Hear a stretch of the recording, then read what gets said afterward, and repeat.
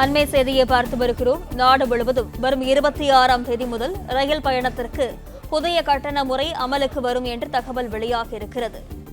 நாடு முழுவதும் வரும் 26ஆம் தேதி முதல் ரயில் பயணத்திற்கு புதிய கட்டண முறை நடைமுறைக்கு வரும் என்று தகவல் வெளியாகி இருக்கிறது. அண்மை செய்தியை பார்க்கிறோம். விவரங்களுடன் செய்தியாளர் சரவணன் இணைப்பில் இருக்கிறார். வணக்கம் சரவணன், விவரங்கள்.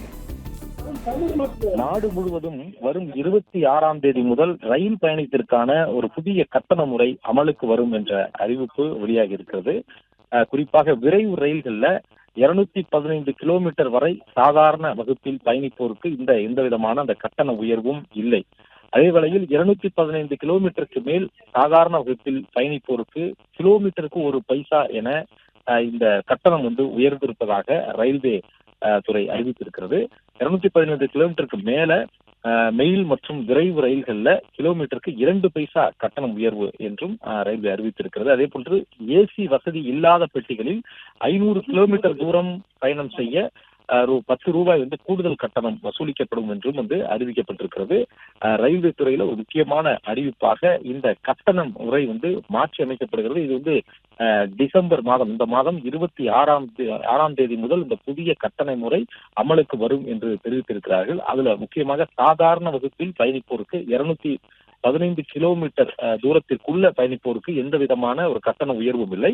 அதே வேளையில் 215 கிலோமீட்டருக்கு மேல் அதே சாதாரண வகுப்பில் பயணித்தால் கிலோமீட்டருக்கு 1 பைசா உயர்கிறது என்று தெரிவித்திருக்கிறார்கள்.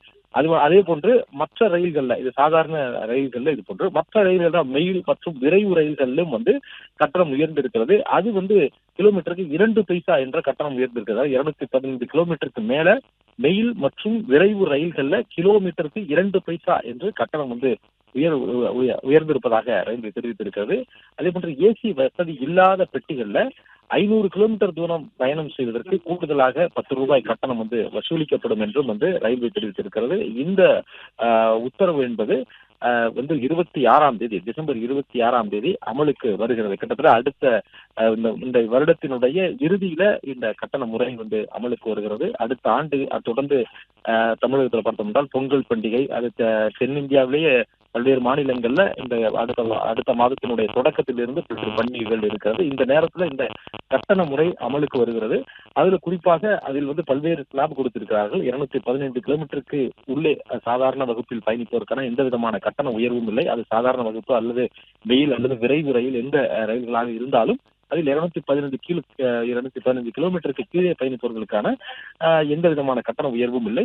அதே வேளையில் சாதாரண வகுப்பில் பயணிப்பவர்கள் 215 கிலோமீட்டருக்கு மேலே 1 பைசா உயர்ந்திருக்கிறது, கிலோமீட்டருக்கு 1 பைசா உயர்ந்திருக்கிறது. அதே போன்று மெயில் மற்றும் விரைவு ரயில்களிலும் கிலோமீட்டருக்கு 2 பைசா என்ற கட்டணம் உயர்ந்திருக்கிறது. ஏசி வசதி இல்லாத பெட்டிகளிலும் கூட 500 கிலோமீட்டர் தூரம் பயணம் செய்வதற்கு கூடுதலாக 10 ரூபாய் கட்டணம் வசூலிக்கப்படும் என்று ரயில்வே தெரிவித்திருக்கிறது. இந்த கட்டண முறை 26ஆம் தேதி முதல் அமலுக்கு வரும் என்றும் தெரிவிக்கப்பட்டிருக்கிறது.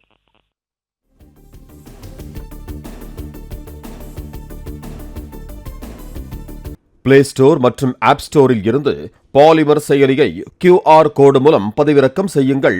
செய்திகளை உடனுக்குடன் பெறுங்கள்.